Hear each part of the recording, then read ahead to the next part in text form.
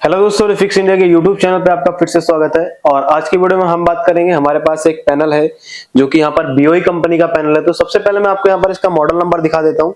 तो अगर आप यहाँ पर देखोगे, बेसिकली आजकल क्या है, जितने भी आपके फ्रेमलेस 32 इंची के सेट होते हैं उनमें ज्यादातर हमें ये देखने के लिए मिलता है। तो यहाँ पर अगर आप देखोगे तो ये BOE का मॉडल नंबर है और इसका नंबर आप देखोगे तो यहाँ पर HV320WHW-F70 ये इसका मॉडल नंबर है। और इसमें सबसे पहले प्रॉब्लम क्या आ रही है, सबसे पहले मैं आपको प्रॉब्लम दिखा देता हूँ, फिर इसके बाद हम वीडियो को स्टार्ट करते हैं। तो यहाँ पर सबसे पहले हम क्या काम करेंगे, इस सेट को यहाँ से ऑन कर लेंगे। तो ये मेरा सेट है, सेट को मैंने बंद करके अभी यहाँ पर देखोगे तो मैंने इसको ऑन करा। और ऑन करने पे जैसे यहाँ पर अभी रेड इंडिकेटर आ रहा है, इसको हम रिमोट से ऑन करेंगे। और रिमोट से ऑन करने पे देखते हैं कि हमारा जो सेट है इसकी क्या कंडीशन रहती है। तो इसको हमने ऑन करा और ऑन करने के बाद अगर हम देखते हैं तो हमारा जो पैनल है, हमारे पैनल में कुछ इस तरीके की प्रॉब्लम हमें देखने के लिए मिल रही है। तो दोस्तों, इस तरीके की प्रॉब्लम कभी भी आपके पैनल में आती है तो कई बार इसमें क्या होता है, बार बन जाता है चलने के बाद। तो इस तरीके की प्रॉब्लम को कैसे ठीक करना है, तो वीडियो को लास्ट तक जरूर देखें, जिससे कि आपको पता चले कि इस प्रॉब्लम को हम कैसे सॉल्व कर सकते हैं। तो चलिए आइए हम वीडियो को स्टार्ट करते हैं। तो यहाँ पर अगर आप देखोगे तो सबसे पहले आपके पास जब भी इस तरीके का पैनल आता है तो इसमें अगर आप देखोगे तो यहाँ पर एक छोटा टीकोन यूज करा गया है। कंपनी ने यहाँ पर इसमें एक छोटा टीकोन लगाया हुआ है। तो ये जो टीकोन है बेसिकली एक आपका BOE कंपनी में 32 इंची में आता है और इसमें बहुत सारे मॉडल आते हैं अलग अलग, जो कि हमें यहाँ पर देखने के लिए मिलते हैं। अब दोस्तों, होता क्या है कि अगर आपके पास भी इस तरीके का पैनल आता है और आपको रिपेयरिंग करने में परेशानी आती है तो आप नीचे दिए गए कॉन्टेक्ट नंबर पे कॉन्टेक्ट कर सकते हैं, जिसमें आपको यहाँ पर ट्रेनिंग दी जाती है। अभी यहाँ पर सबसे पहले हम बात करते हैं कि एक पैनल की वोल्टेज, बेसिक रिक्वायरमेंट वोल्टेज क्या होती है। तो सबसे पहले हम मल्टीमीटर को यहाँ पर सेट कर लेंगे DC वोल्ट की रेंज पर। और DC वोल्ट की रेंज पर यहाँ पर सेट करने के बाद यहाँ पर सबसे पहले मल्टीमीटर की एक प्रोब को आपको ग्राउंड से लगा लेना है। अब यहाँ पर ग्राउंड से हम लगा लेते हैं। अब यहाँ पर हमने इसको लगा लिया एक पॉइंट को ग्राउंड से। अब यहाँ पर दोस्तों अगर देखोगे तो यहाँ पर हमारा क्या है, ये हमारा यहाँ पर टीकोन है। इस टीकोन पे सबसे पहली जो वोल्टेज आपको चेक करनी है वो 12 वोल्ट की सप्लाई को चेक करना होता है।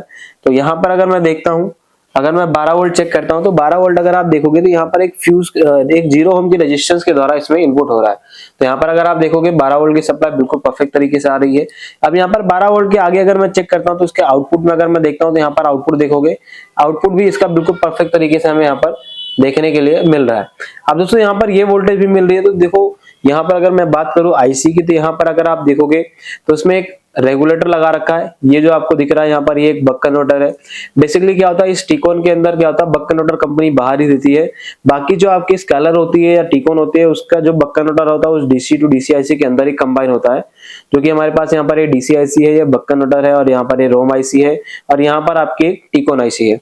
अब दोस्तों यहाँ पर ये जो बक कन्वर्टर है, सबसे पहले जो वोल्टेज बनाता है वो 3.3 वोल्टेज बनाता है। अब यहाँ पर अगर मैं चेक करता हूँ तो 3 वोल्ट की सप्लाई मुझे मिलनी चाहिए। तो यहाँ पर अगर आप देखोगे तो मुझे 3 वोल्ट की सप्लाई बिल्कुल परफेक्ट तरीके से यहाँ पर मिल रही है। अब यहाँ पर 3 वोल्ट की सप्लाई अगर यहाँ पर बन रही है तो 3 वोल्ट बनने के बाद दोस्तों इसकी रोम IC की पिन नंबर 8 पे भी चेक करेंगे। तो रोम IC की पिन नंबर 8 पे अगर मैं देखता हूँ तो यहाँ पर भी मुझे 3 वोल्ट की सप्लाई बिल्कुल परफेक्ट तरीके से मिल रही है।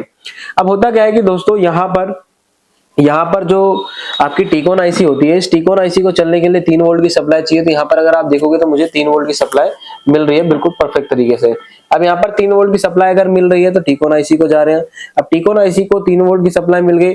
जब टीकोन IC ऑन होती है तो क्या होता है कि ये जो टीकोन IC होती है, ये टीकोन IC आपके इस DC टू DC IC के लिए एक इनेबल वोल्टेज आउटपुट में निकालती है। अब जैसे ही आपका ये आउटपुट निकालती है DC टू DC IC, अब DC टू DC IC क्या क्या चीजें आउटपुट निकालती है, देखिए यहाँ पर सबसे पहले जब भी इस IC को इनेबल दिया जाता है तो क्या होता है, वो इनेबल एक स्टेप अप कन्वर्टर होता है जो इस IC के अंदर ही कंबाइन होता है, जिसको हम बोलते हैं यहाँ पर बूस्ट सर्किट। अब यहाँ पर अगर आप देखोगे तो ये जो स्टेप अप का कन्वर्टर होता है, जब यहाँ पर एक पॉजिटिव ड्राइव चलती है तो उसमें क्या होता है कि यहाँ पर आपकी एक सप्लाई बूस्ट होती है, जिसको हम सप्लाई को बोलते हैं AVDD वोल्टेज। तो यहाँ पर देखोगे डायोड के इस सिरे पे अगर मैं चेक करता हूँ तो यहाँ पर जो मुझे वोल्टेज देखने के लिए मिल रही है, या मुझे 12 वोल्ट की सप्लाई मिल रही है। और अगर मैं डायोड के इस सिरे पे आउटपुट यानी कैथोड सिरे पे चेक करता हूं तो यहाँ पर मुझे जो वोल्टेज देखने के लिए मिल रही है दोस्तों, यहाँ पर मुझे 16 वोल्ट की सप्लाई मिल रही है और इसमें कोई भी वेरिएशन नहीं है। अब यहाँ पर अगर मेरी 16 वोल्ट की सप्लाई बिल्कुल परफेक्ट तरीके से, तो हम आगे सर्किट को चेक करेंगे।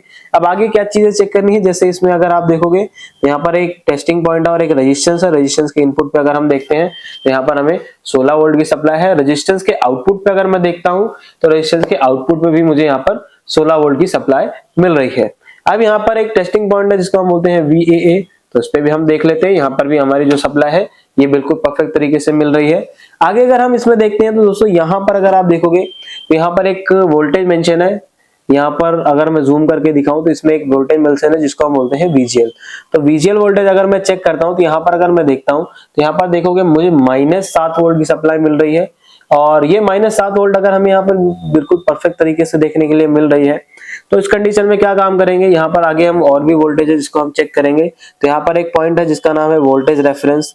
तो वोल्टेज रेफरेंस पे अगर मैं देखता हूँ तो यहाँ पर भी AVDD सप्लाई ही मिलती है हमें, यानी कि ये वोल्टेज भी हमारी यहाँ पर बिल्कुल परफेक्ट तरीके से आ रही है और ये भी हमारी ओके है।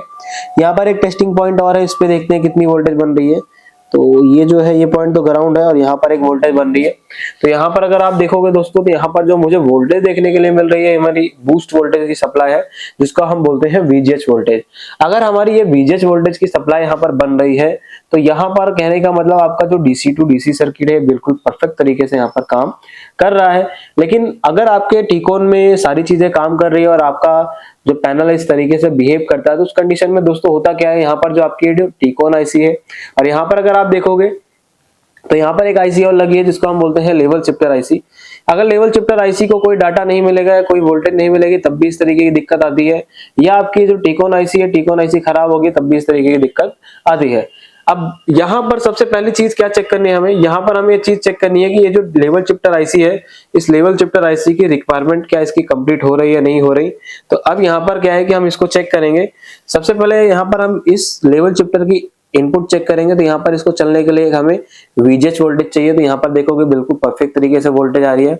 और एक वोल्टेज चाहिए होती है जिसको हम बोलते हैं माइनस वोल्टेज। तो यहाँ पर अगर आप देखोगे तो माइनस वोल्टेज भी इसको बिल्कुल परफेक्ट तरीके से देखने के लिए मिल रहा है। अब यहाँ पर ये वोल्टेज भी आपकी बिल्कुल परफेक्ट तरीके से है।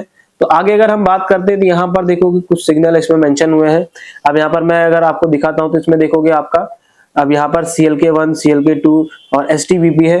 तो यहाँ पर STVP पे दोस्तों अगर मैं चेक करता हूँ तो यहाँ पर मुझे जो वोल्टेज है जितनी आपकी VGL में होती है उतनी ही STVP पे आपको देखने के लिए मिलती है।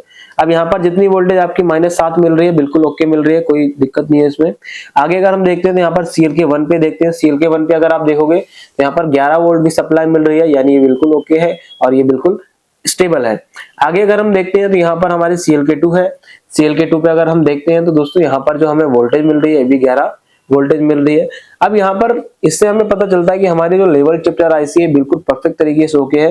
क्योंकि ऐसा होता है अगर आपकी लेवल शिफ्टर IC ओके नहीं होगी तो ये वोल्टेज जो है ये माइनस में आउटपुट करेगी, लेकिन हमें जो यहाँ पर वोल्टेज देखने के लिए मिल रहा है ये हमें प्लस में वोल्टेज मिल रहा है।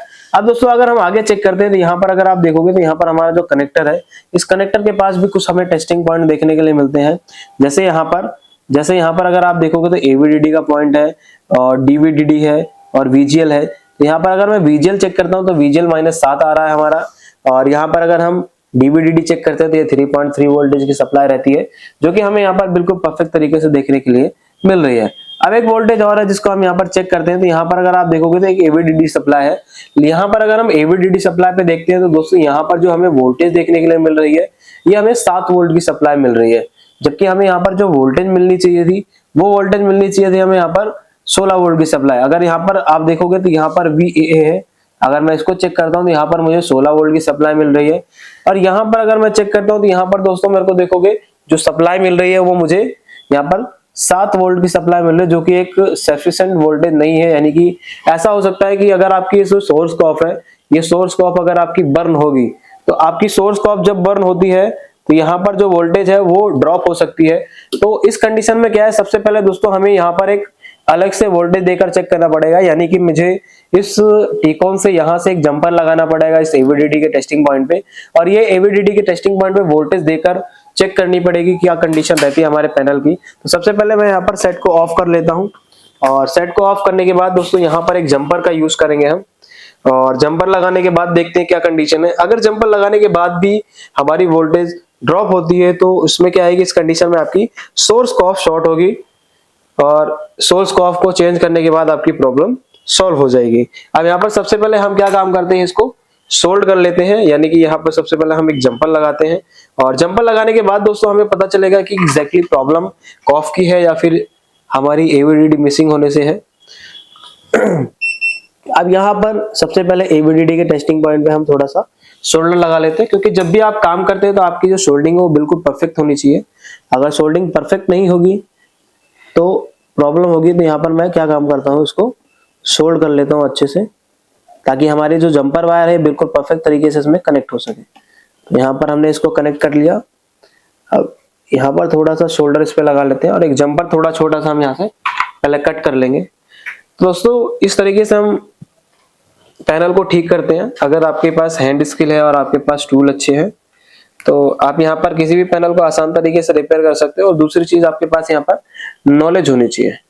अब यहाँ पर सबसे इंपॉर्टेंट चीज क्या है कि पैनल को जब भी आप रिपेयर करते हैं तो आपके पास पेशेंस होना बहुत जरूरी है, क्योंकि यहाँ पर जल्दीबाजी का काम नहीं होता। अब यहाँ पर देखोगे तो मैंने क्या है, एक जंपर लगा दिया और इस जंपर को उठा के डायरेक्ट हम इस एवीडीडी के टेस्टिंग पॉइंट पे ज्वाइन करेंगे। तो यहाँ पर इसको हम ज्वाइन करते हैं बिल्कुल परफेक्ट तरीके से। तो यहाँ पर अगर आप देखोगे तो मैंने इस एवीडीडी के टेस्टिंग पॉइंट को यहाँ पर बिल्कुल परफेक्ट तरीके से यहाँ पर जंपर देकर ज्वाइन करा है। और ज्वाइन करने के बाद दोस्तों अभी हम यहाँ पर सबसे पहले क्या काम करेंगे, सेट को ऑन करेंगे। और ऑन करने के बाद सबसे पहला काम हमारा यहाँ पर वोल्टेज को चेक करना। तो सेट को हम यहाँ से ऑन कर लेते हैं और यहाँ पर अगर आप देखोगे तो इसमें क्या है, हमारा जो इंडिकेटर है, इंडिकेटर आ चुका है। अब यहाँ पर सेट को इस रिमोट से ऑन करते हैं। तो यहाँ पर हमने इसको ऑन करा और ऑन करने के बाद अगर हम यहाँ पर वोल्टेज चेक करते हैं तो अगर आप यहाँ पर हमारी जो वोल्टेज देखोगे 16 वोल्ट बिल्कुल स्टेबल है। अगर हमारी ये जो वोल्टेज है स्टेबल है तो हमारी जो पिक्चर है वो बिल्कुल परफेक्ट होनी चाहिए। तो यहाँ पर अगर हम देखते हैं तो एक बार हम पिक्चर की कंडीशन देख लेते हैं। अगर हमारी पिक्चर की कंडीशन फिर भी सेम रहती है तो फिर हम आगे चेक करेंगे। तो अगर आप देखोगे तो यहाँ पर अभी जो हमारा पैनल है बिल्कुल परफेक्ट तरीके से चल रहा है। तो एक बार मैं इसको क्या है बंद करके ऑन करता हूँ। तो इसको मैंने यहाँ से बंद करा और बंद करके यहाँ पर सबसे पहले सेट को ऑन करेंगे और ऑन करने पर देखते हैं कि क्या कंडीशन रहती है हमारे सेट की। तो यहाँ पर इसको मैं ऑन कर लेता हूँ। तो यहाँ पर अगर आप देखोगे तो मैंने जैसे सेट को ऑन करा, ऑन करने पे हमारा जो पिक्चर है बिल्कुल परफेक्ट तरीके से देखने के लिए मिल रहा है, इसमें कोई भी हलचल नहीं मिल रही। तो इस तरीके से दोस्तों आप भी किसी भी पैनल को आसान तरीके से रिपेयर कर सकते हो। अगर आपको वीडियो पसंद आए तो वीडियो को लाइक करें, शेयर करें और चैनल को सब्सक्राइब जरूर करें।